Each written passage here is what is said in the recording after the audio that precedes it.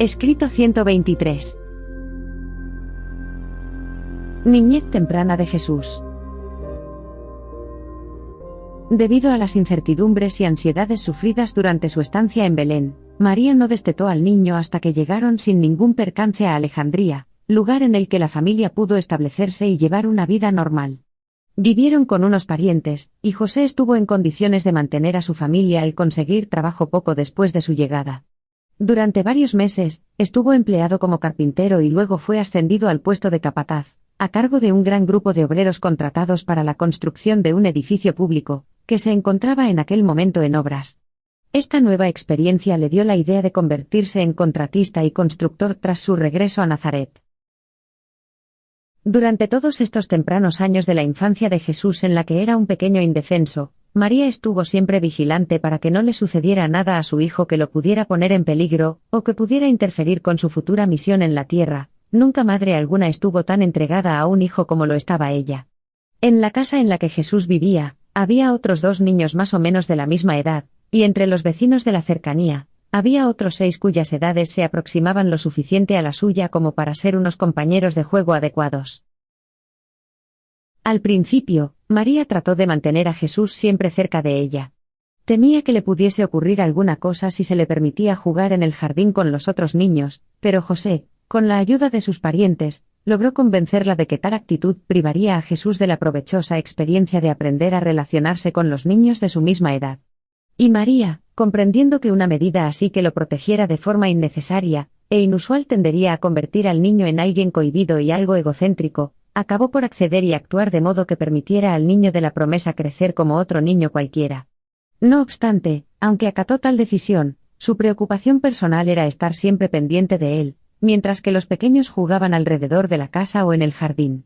Solo una madre amorosa es capaz de comprender la tensión que María tuvo que soportar en su corazón, en bien de la seguridad de su hijo durante estos años de su infancia y primera niñez.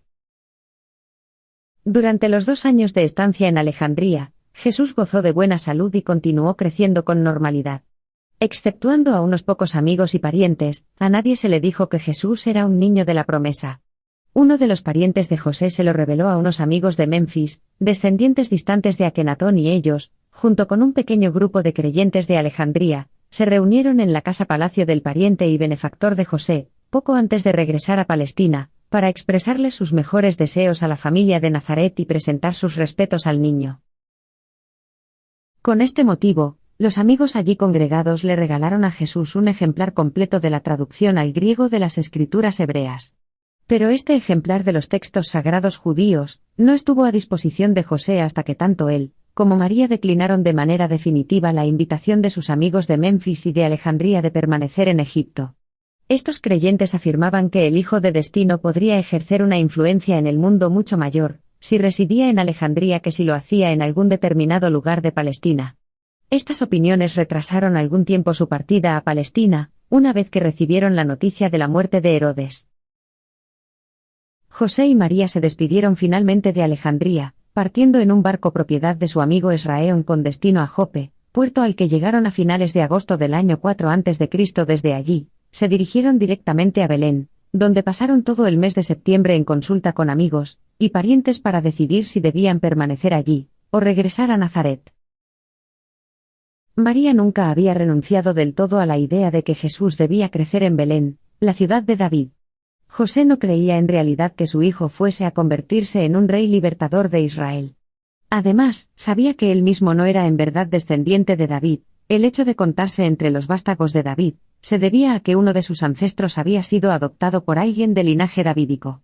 María pensaba naturalmente que el lugar más apropiado para criar al nuevo candidato al trono de David era la ciudad de David, pero José prefería arriesgarse con Herodes Antipas antes que con su hermano Arquelao. Sentía un gran temor por la seguridad del niño en Belén, o en cualquier otra ciudad de Judea. Suponía que había más probabilidades de que Arquelao continuase con la política amenazadora de su padre, Herodes, a que lo hiciera Antipas en Galilea. Y aparte de todas estas razones, José era categórico respecto a su preferencia por Galilea como el mejor lugar para criar y educar al niño, pero necesitó 3 semanas para vencer las objeciones de María. Para el primer día de octubre, José había persuadido a María y a todos sus amigos de que era mejor para ellos regresar a Nazaret. Por consiguiente, a principios de octubre del año 4 a.C., partieron de Belén para Nazaret por el camino de Lida y Escitópolis. Salieron un domingo por la mañana temprano. María y el niño iban montados en el animal de carga que acababan de adquirir, mientras que José y los 5 parientes que los acompañaban lo hacían a pie. Los parientes de José no estaban dispuestos a permitir que hicieran el viaje hasta Nazaret solos. Temían que fuesen a Galilea pasando por Jerusalén y el valle del Jordán, y las rutas occidentales no eran del todo seguras para 2 viajeros solitarios con un niño de corta edad.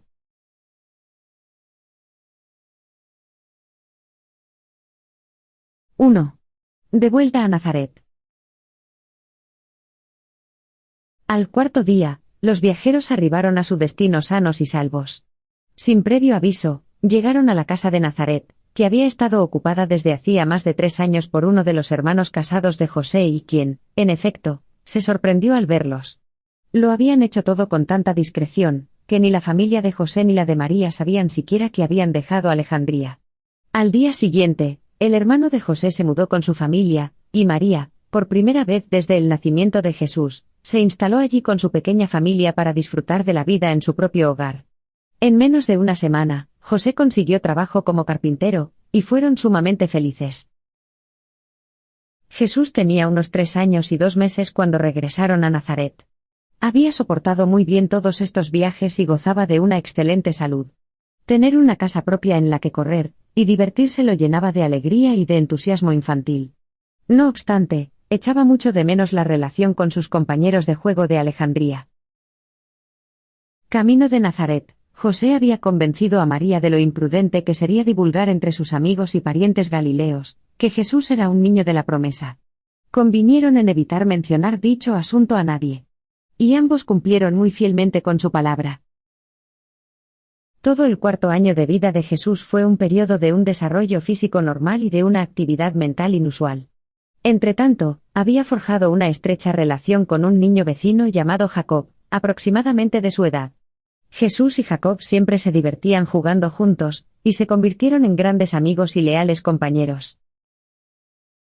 El siguiente acontecimiento importante en la vida de esta familia de Nazaret fue el nacimiento del segundo hijo, Santiago, al amanecer del 2 de abril del año 3 a.C.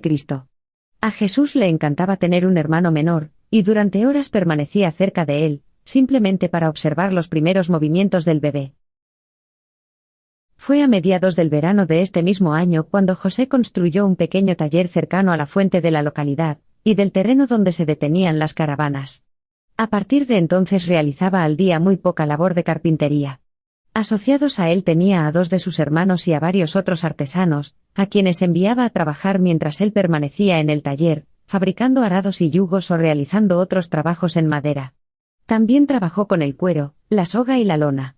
Y Jesús, a medida que crecía, cuando no estaba en la escuela, repartía su tiempo casi por igual entre ayudar a su madre en las tareas del hogar, y observar a su padre trabajando en el taller, escuchando mientras tanto las conversaciones y los comentarios de los conductores y viajeros, de las caravanas procedentes de todos los rincones de la tierra.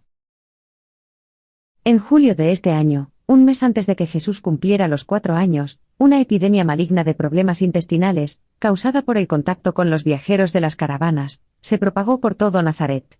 María se alarmó tanto por el peligro que suponía aquella enfermedad epidémica para Jesús, que dispuso a sus 2 hijos para el trayecto, y huyó a la casa de campo de su hermano, a varios kilómetros al sur de Nazaret en la carretera de Megido, cerca de Sarid.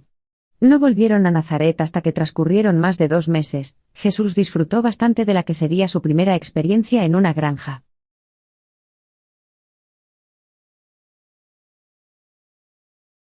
II. Su 5.º año, año 2 a.C. En algo más de un año tras su regreso a Nazaret, el niño Jesús llegó a la edad de su primera decisión moral personal e incondicional. Fue entonces cuando vino a morar en él, un modelador del pensamiento, un don divino del Padre del Paraíso, que había servido anteriormente con Maquiventa Melquisedec, y había adquirido así la experiencia de actuar, en relación con la encarnación de un ser supramortal que había vivido semejando un hombre mortal. Este importante hecho tuvo lugar el 11 de febrero del año 2 a.C. Jesús no tuvo más conciencia de la llegada del mentor divino, que millones y millones de otros niños que, antes y desde este día, han recibido igualmente estos modeladores del pensamiento para residir en sus mentes, y obrar para la postrera espiritualización de dichas mentes, y la supervivencia eterna de sus almas inmortales en evolución. En este día de febrero concluyó la supervisión directa y personal de los gobernantes del universo en referencia a la integridad de la encarnación como niño Miguel. Desde este momento y abarcando todo el desarrollo humano de su encarnación, la custodia de Jesús correspondió a este modelador interior, y a los guardianes seráficos acompañantes, a la que se agregaba a veces el ministerio de las criaturas intermedias designadas para la realización de ciertas tareas concretas, de acuerdo con las instrucciones de sus superiores planetarios. Jesús cumplió 5 años en agosto de este año, y por ello, nos referiremos a este periodo como el 5.º año, natural, de su vida. En dicho año, 2 a.C., poco más de un mes antes de su 5.º cumpleaños, la llegada al mundo de su hermana Miriam, nacida en la noche del 11 de julio, le proporcionó una gran alegría. A última hora de la tarde del día siguiente, Jesús tuvo una larga conversación con su padre sobre el modo en el que los diversos grupos de seres vivos nacen en el mundo como seres diferentes. La parte más valiosa de la temprana educación de Jesús se la aportaban sus padres respondiendo a sus profundas y penetrantes preguntas. José no dejó nunca de cumplir al completo con su deber, esforzándose y encontrando el tiempo para contestar a las numerosas cuestiones que el niño les planteaba. Desde los 5 hasta los 10 años, Jesús fue una continua interrogante. Aunque José y María no siempre podían dar respuesta a sus preguntas, nunca dejaron de debatirlas a fondo, y de cualquier manera posible, asistirle en su afán por hallar una solución satisfactoria a la cuestión que su mente despierta le había propuesto.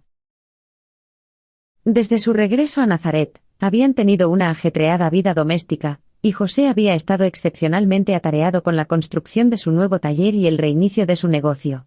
Tan ocupado había estado que no había tenido tiempo de hacer una cuna para Santiago, aunque pudo remediarlo mucho antes de que naciera Miriam, así que ella pudo contar con una cuna muy cómoda en la que se acurrucaba, mientras que la familia la contemplaba con admiración. Y el niño Jesús se involucraba con entusiasmo en todas estas experiencias naturales y normales del hogar. Disfrutaba enormemente de su hermano pequeño y de su hermanita, y ayudaba mucho a María a atenderlos.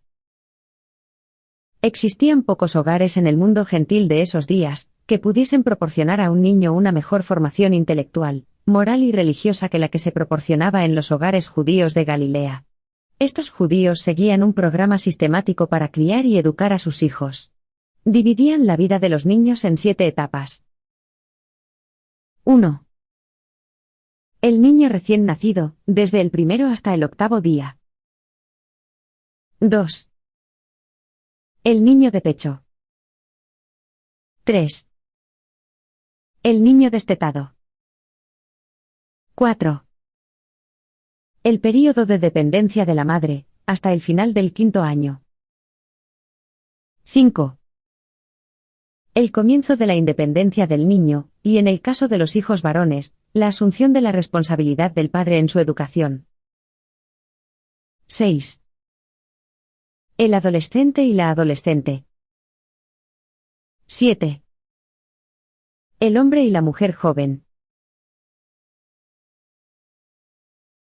Era la costumbre entre los judíos de Galilea, que la madre asumiera la responsabilidad de la educación de los hijos, hasta que éstos cumplieran los 5 años de edad, y si eran varones, era el padre el que se encargaba desde aquel momento de su educación. Aquel año, pues, Jesús entró en la 5ª etapa de la andadura de un niño judío de Galilea, y por lo tanto, el 21 de agosto del año 2 a.C., María lo entregó formalmente a José para que prosiguiera con su educación. Si bien, aunque José tenía ahora la responsabilidad directa de la educación intelectual y religiosa de Jesús, su madre prestaba todavía atención a su formación doméstica. Le enseñó a conocer y a cuidar las parras y las flores, que crecían en las tapias del jardín que rodeaban por completo la parcela de la vivienda. María también colocó en la azotea de la casa, el dormitorio de verano, unos cajones de arena poco profundos en los que Jesús elaboraba mapas, y llegó a realizar gran parte de sus primeras prácticas de escritura en arameo, en griego y más tarde en hebreo, porque con el tiempo aprendió a leer, escribir y hablar con fluidez estas 3 lenguas. Jesús, físicamente, tenía la apariencia de un niño prácticamente perfecto, y mental y emocionalmente continuaba haciendo progresos de manera normal. Tuvo su primera enfermedad leve, un ligero malestar digestivo, a finales de este año, su 5º año.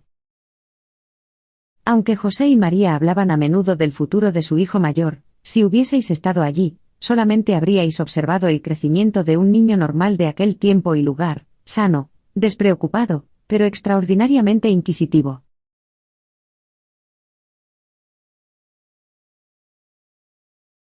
¡3! Hechos relevantes de su 6º año, año 1 a.C. Con la ayuda de su madre, Jesús ya había dominado el dialecto galileo de la lengua aramea, y ahora, su padre empezó a enseñarle el griego. María lo hablaba poco, pero José hablaba con fluidez el griego y el arameo. Para estudiar la lengua griega se usaba como libro de texto un ejemplar de las escrituras hebreas, una versión completa de la ley y de los profetas, incluidos los salmos, que les habían regalado a su partida de Egipto. En todo Nazaret, solo había 2 ejemplares completos de las escrituras en griego, y el hecho de que la familia del carpintero poseyese uno de ellos, hacía de la casa de José un lugar muy solicitado, algo que permitió a Jesús conocer, conforme crecía, una procesión casi interminable de estudiosos fervientes y de buscadores sinceros de la verdad. Antes de terminar este año, Jesús había asumido la custodia de este inestimable manuscrito. En su 6º cumpleaños, se le había dicho que el libro sagrado había sido un regalo de amigos y parientes de Alejandría. Y en muy poco tiempo, Jesús pudo leerlo con facilidad. La primera gran conmoción en la joven vida de Jesús sucedió cuando aún no había cumplido los 6 años. Al pequeño le parecía que su padre, o al menos su padre y su madre juntos, lo sabían todo. Imaginaos, pues, la sorpresa que se llevó este inquisitivo niño, cuando preguntó a su padre por la causa de un leve terremoto que acababa de ocurrir, y oyó que José le decía: «Hijo mío, realmente no lo sé». Así comenzó una larga y desconcertante sucesión de desilusiones, en la que Jesús descubrió que sus padres terrenales no tenían la sabiduría ni el conocimiento de todas las cosas. El primer pensamiento de José fue decirle a Jesús que Dios había causado el terremoto, pero un momento de reflexión lo hizo percatarse de que una respuesta de tal naturaleza provocaría de inmediato otras preguntas aún más embarazosas. Resultaba muy difícil contestar a las preguntas que formulaba Jesús, incluso a una edad muy temprana, sobre los fenómenos físicos o sociales, diciéndole sin más que el responsable era Dios o el diablo. En consonancia con las creencias arraigadas en el pueblo judío, hacía tiempo que Jesús estaba dispuesto a aceptar la doctrina de los buenos y de los malos espíritus, como una posible explicación de los fenómenos mentales y espirituales, pero muy pronto llegó a estar dudoso de que estas influencias invisibles fueran responsables de los sucesos físicos del mundo natural. Antes de que Jesús cumpliera los 6 años de edad, a comienzos del verano del año 1 a.C., Zacarías, Elizabeth y su hijo Juan vinieron a visitar a la familia de Nazaret. Jesús y Juan disfrutaron mucho durante este encuentro, el primero del que tenían memoria. Aunque los visitantes solo podían quedarse unos días, los padres hablaron de muchas cosas, incluyendo los planes para el futuro de sus hijos. Mientras se ocupaban de esto, en la azotea de la casa los niños jugaban en la arena con trozos de madera, y como hacen los niños, se divertían de muchas distintas maneras. Tras conocer a Juan, que venía de las cercanías de Jerusalén, Jesús empezó a manifestar un excepcional interés por la historia de Israel, y comenzó a querer informarse con gran detalle sobre el significado de los ritos del sábado, los sermones de la sinagoga y las fiestas conmemorativas periódicas. Su padre le explicó el significado de todas estas festividades estacionales. La primera era la fiesta de las luminarias, a mediados del invierno, que duraba 8 días, la primera noche encendían una vela y cada noche sucesiva añadían una nueva. Con esto se conmemoraba la consagración del templo una vez que Judas Macabeo restaurara los oficios mosaicos. A continuación venía la celebración de Purim, a principios de la primavera, la fiesta de Esther, y de la liberación de Israel gracias a ella. Le seguía la solemne Pascua, que los adultos celebraban en Jerusalén siempre que fuese posible. Entretanto en el hogar los niños recordaban que no se podía comer pan con levadura en toda la semana. Luego venía la fiesta de los primeros frutos, la recogida de la cosecha, y por último, la más solemne de todas, la fiesta del Año Nuevo, el día de la expiación. Aunque algunas de estas celebraciones y prácticas eran difíciles de comprender para la joven mente de Jesús, las examinaba seriamente y luego participaba plenamente, y con alegría en la fiesta de los tabernáculos, el período de las vacaciones anuales de todo el pueblo judío, la época en la que acampaban en casetas hechas de ramas, y se entregaban al júbilo y al placer. Durante este año, José y María tuvieron dificultades con Jesús acerca de sus oraciones. Persistía en dirigirse a su Padre Celestial como si estuviera hablando con José, su Padre terrenal. Este alejamiento de las formas más solemnes y reverentes de comunicación con la deidad, resultaba algo desconcertante para sus padres, en especial para su madre, pero no podían persuadirlo de que cambiara, decía sus oraciones tal como le habían enseñado, tras lo cual insistía en tener una pequeña charla con mi Padre que está en los cielos. En junio de este año, José cedió el taller de Nazaret a sus hermanos, y comenzó formalmente a trabajar como constructor. Antes de finalizar el año, los ingresos de la familia se habían más que triplicado. Nunca hasta después de la muerte de José, conocería de nuevo la familia de Nazaret la acuciante pobreza. La familia creció cada vez más, y gastaron mucho dinero en educación adicional y en viajes, pero los ingresos en aumento de José, siempre se mantenían a la altura de los crecientes gastos. Durante los años que siguieron, José hizo muchos trabajos en Caná, Belén, de Galilea, Magdala, Naín, Séforis, Cafarnaúm, y Endor, al igual que muchas construcciones en Nazaret y sus alrededores. Como Santiago había crecido lo suficiente como para ayudar a su madre en los quehaceres domésticos, y en el cuidado de los niños más pequeños, Jesús a menudo hacía viajes con su padre a estas ciudades y aldeas vecinas. Jesús era un observador penetrante y adquirió muchos conocimientos prácticos en estos viajes fuera de su hogar, acumulaba diligentemente conocimientos relacionados con el hombre, y su modo de vivir en la tierra. Ese año, Jesús hizo grandes progresos para adaptar sus fuertes sentimientos e impulsos a las exigencias de la cooperación familiar y de la disciplina del hogar. María era una madre amorosa, pero bastante estricta en cuanto a la disciplina. En muchos aspectos, sin embargo, era José quien ejercía la mayor ascendencia sobre Jesús, porque solía sentarse con el muchacho para explicarle íntegramente los verdaderos y fundamentales motivos, por los que era necesario disciplinar, y coartar los deseos personales para contribuir al bienestar y la tranquilidad de toda la familia.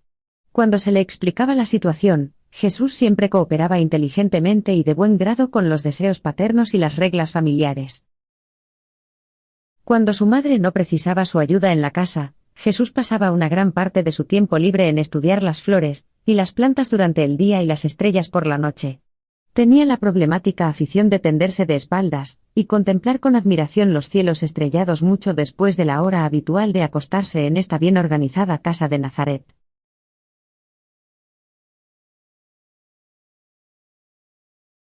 ¡4! Su séptimo año, año 1 después de Cristo. Este fue, de hecho, un azaroso año en la vida de Jesús. A comienzos de enero, hubo una gran tormenta de nieve en Galilea. La nieve se acumuló hasta casi los 70 centímetros de espesor, fue la nevada más grande que Jesús había visto en toda su vida, y una de las más importantes ocurridas en Nazaret en los últimos 100 años. Las distracciones de los niños judíos en los tiempos de Jesús eran bastante limitadas, demasiado a menudo, jugaban a las cosas más serias que observaban en sus mayores. Jugaban mucho a las bodas y a los funerales, ceremonias que tan frecuentemente veían, y resultaban tan espectaculares. Bailaban y cantaban, pero tenían pocos juegos organizados como los que tanto gustan a los niños de épocas posteriores. A Jesús, acompañado primero de un niño vecino y después de su hermano Santiago, le encantaba jugar en el rincón más alejado del taller de carpintería de la familia, donde se divertían con el serrín y los trozos de madera. Jesús siempre tenía dificultades en comprender el daño que podrían causar ciertas clases de juegos para estar prohibidos en el sábado, pero nunca dejó de amoldarse a los deseos de sus padres. Poseía una habilidad para el humor, y el juego que tenían pocas posibilidades de expresión en el entorno de su época y de su generación, pero hasta la edad de 14 años, la mayor parte del tiempo estaba contento y de buen humor. María poseía un palomar encima del establo que estaba contiguo a la casa, y usaban los beneficios de la venta de las palomas como fondo especial de caridad, que Jesús administraba una vez que deducía el diezmo, y se lo entregaba al empleado de la sinagoga. Hasta ese momento, el único verdadero accidente que tuvo Jesús, fue una caída por las escaleras de piedra del patio trasero que conducían al dormitorio cubierto de lona. Ocurrió en julio, durante una inesperada tormenta de arena procedente del este. Los vientos cálidos que transportaban ráfagas de arena fina, soplaban generalmente durante la estación de las lluvias, particularmente en marzo y abril. Era algo extraordinario tener en el mes de julio una tormenta así. Cuando ésta se desencadenó, Jesús estaba jugando, como solía hacer, en la azotea de la casa, porque durante una gran parte de la temporada seca, aquel era su lugar acostumbrado de juego. La arena lo cegó cuando bajaba las escaleras y cayó. Después de este accidente, José construyó una balaustrada, a ambos lados de la escalera. De ningún modo podía haberse prevenido este accidente. No fue ninguna negligencia achacable a las criaturas intermedias, sus custodios temporales, uno primario y otro secundario, asignados a la protección del muchacho, tampoco era imputable al serafín guardián. Sencillamente no se podía haber evitado. Pero este leve accidente, ocurrido mientras que José estaba ausente en Endor, provocó en la mente de María una ansiedad tan grande, que trató de forma desaconsejable, mantener a Jesús siempre cerca de ella durante varios meses. Los seres personales celestiales no interfieren arbitrariamente en los accidentes materiales, esto es, en sucesos comunes y corrientes de naturaleza física. En circunstancias ordinarias, solamente las criaturas intermedias pueden intervenir en las condiciones materiales, para salvaguardar a las personas, hombres y mujeres de destino, e incluso, en situaciones especiales, estos seres solamente pueden actuar así en obediencia a los mandatos específicos de sus superiores. Y aquel no fue más que uno de tantos accidentes menores que le sobrevinieron más tarde a este joven inquisitivo, e intrépido. Si os figuraseis cómo sería la niñez, y la juventud ordinaria de un muchacho resuelto, podríais haceros una buena idea de la trayectoria juvenil de Jesús, y casi podríais imaginar toda la ansiedad que causó a sus padres, particularmente a su madre. José, el cuarto hijo de la familia de Nazaret, nació la mañana del miércoles 16 de marzo del año 1, después de Cristo.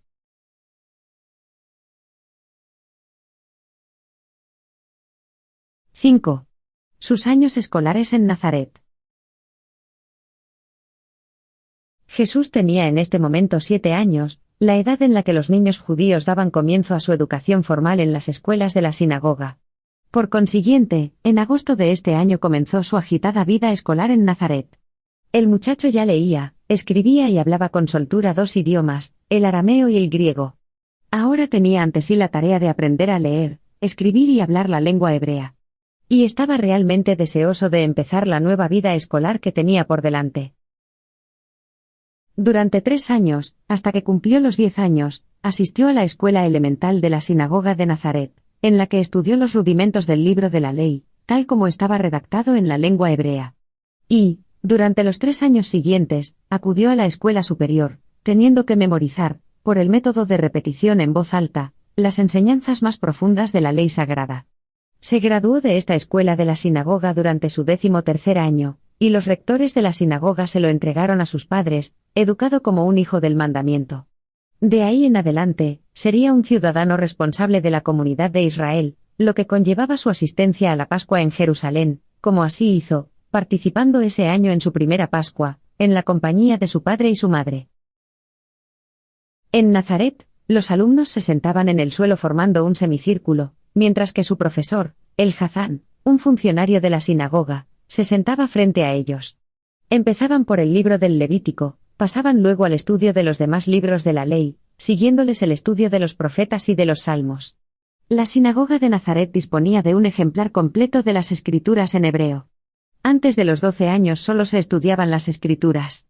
En los meses de verano, las horas escolares se acortaban de forma considerable. Jesús se convirtió pronto en un experto en hebreo, y siendo un hombre joven, cuando sucedía que ningún visitante de relieve se encontraba en Nazaret, se le pedía a él a menudo que leyera las escrituras hebreas a los fieles, que se congregaban en la sinagoga para los servicios regulares del sábat. Naturalmente, estas escuelas de la sinagoga carecían de libros de texto. Para enseñar, el Hazán hacía comentarios que los alumnos repetían al unísono después de él. Cuando tenían acceso a los libros escritos de la ley, los estudiantes aprendían su lección leyendo en voz alta, y repitiendo constantemente. Después, además de la escolarización formal, Jesús empezó a tomar contacto con la naturaleza humana de todos los rincones del mundo, ya que por la tienda de reparaciones de su padre, pasaban hombres de numerosos lugares. Cuando era mayor se mezclaba libremente con las caravanas que se detenían cerca de la fuente para descansar y comer. Como hablaba el griego con fluidez, tenía pocos problemas para conversar con la mayoría de los viajeros y conductores de las caravanas. Nazaret era una estación de paso de caravanas y un cruce de caminos, una gran parte de su población era gentil. Al mismo tiempo, Nazaret era bien conocida como centro de interpretación liberal de la ley tradicional judía. En Galilea, los judíos se mezclaban más libremente con los gentiles que lo hacían en Judea. De todas las ciudades de Galilea, los judíos de Nazaret eran los más liberales en cuanto a su interpretación de las restricciones sociales, basadas en el miedo a contaminarse por estar en contacto con los gentiles. Y esta situación dio origen a un dicho común en Jerusalén: ¿de Nazaret puede salir algo bueno? Jesús recibió su formación moral y su cultura espiritual principalmente en su propio hogar. La mayor parte de su educación intelectual y teológica la adquirió del Hazán. Pero su verdadera educación, esa dote de mente y corazón, que lo capacitaba para la prueba real de enfrentarse a los difíciles problemas de la vida, la consiguió mezclándose con sus semejantes. Fue esta estrecha relación con ellos, jóvenes y viejos, judíos y gentiles, la que le brindó la oportunidad de conocer a la raza humana. Jesús tenía una elevada formación en el sentido de que comprendía a fondo a los hombres y los amaba con devoción. Durante todos sus años en la sinagoga fue un estudiante brillante, tenía la gran ventaja de ser versado en 3 idiomas. Con motivo de la terminación de los cursos de Jesús en su escuela, el Hazán de Nazaret comentó a José, que temía que él había aprendido más de las preguntas inquisitivas de Jesús, que lo que él mismo había sido capaz de enseñar al muchacho. Durante todo el curso de sus estudios, Jesús aprendió mucho y le sirvieron de gran inspiración los sermones regulares del sábado, que se daban en la sinagoga. Era costumbre pedir a los visitantes distinguidos, que se detenían en Nazaret durante el sábado, que hablaran en la sinagoga.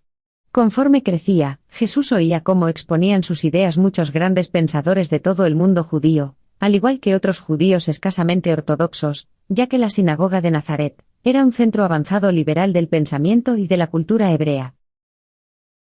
Al ingresar en la escuela a los 7 años, en aquella época los judíos acababan de promulgar una ley sobre la educación obligatoria. Era costumbre que los alumnos escogieran su texto de cumpleaños, una especie de regla de oro, que los guiaría a lo largo de sus estudios, y que a menudo tenían que desarrollar en el momento de graduarse a la edad de 13 años.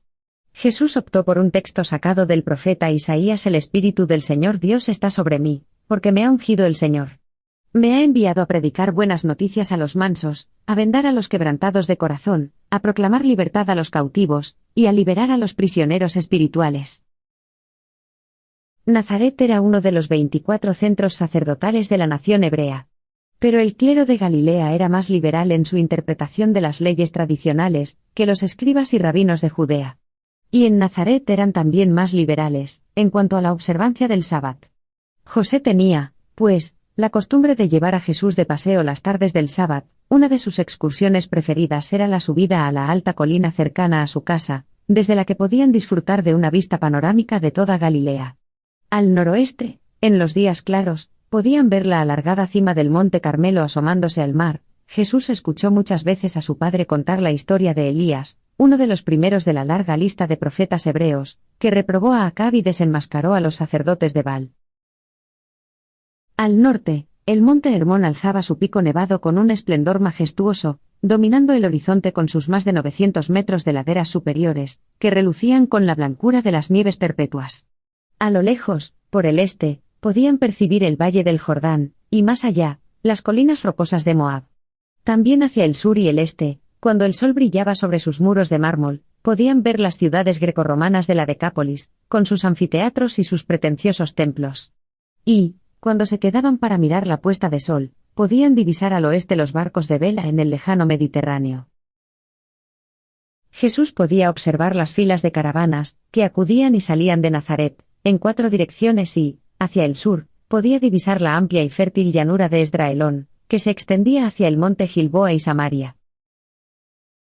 Cuando no escalaban las alturas para contemplar el paisaje lejano, paseaban por el campo y estudiaban la naturaleza en sus diferentes formas de manifestación de acuerdo a las estaciones. Aparte de la que había recibido en el hogar familiar, la formación más temprana de Jesús estaba relacionada con su contacto reverente y comprensivo con la naturaleza.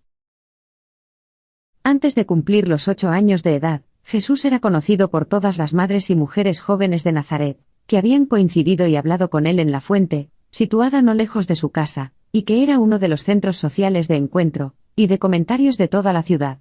Este año, Jesús aprendió a ordeñar la vaca de la familia y a cuidar de los demás animales. Durante este año y el siguiente, también aprendió a hacer queso y a tejer. Cuando cumplió los 10 años era un experto tejedor.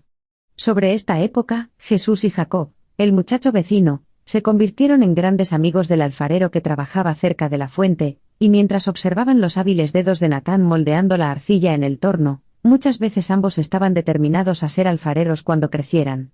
Natán sentía un gran cariño hacia los muchachos, y a menudo, les daba arcilla para que jugaran, procurando estimular su imaginación creativa animándoles a que compitieran en la modelación de objetos y animales diversos.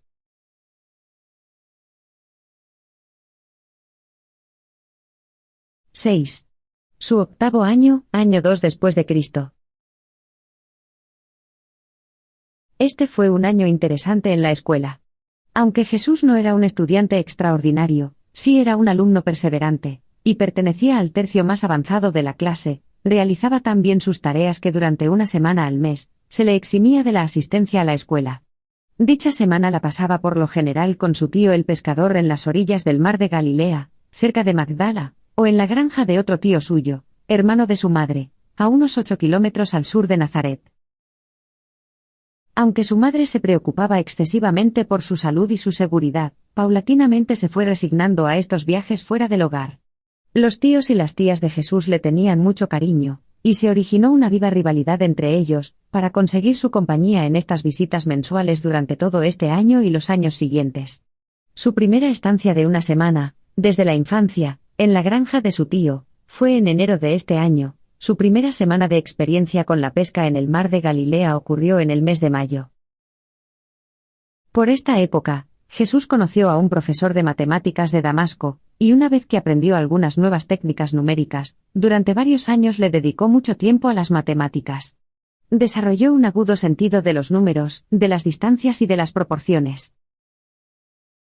Jesús empezó a disfrutar mucho con su hermano Santiago, y al final de este año, había comenzado a enseñarle el alfabeto. Este año Jesús tomó medidas para intercambiar productos lácteos por clases de arpa.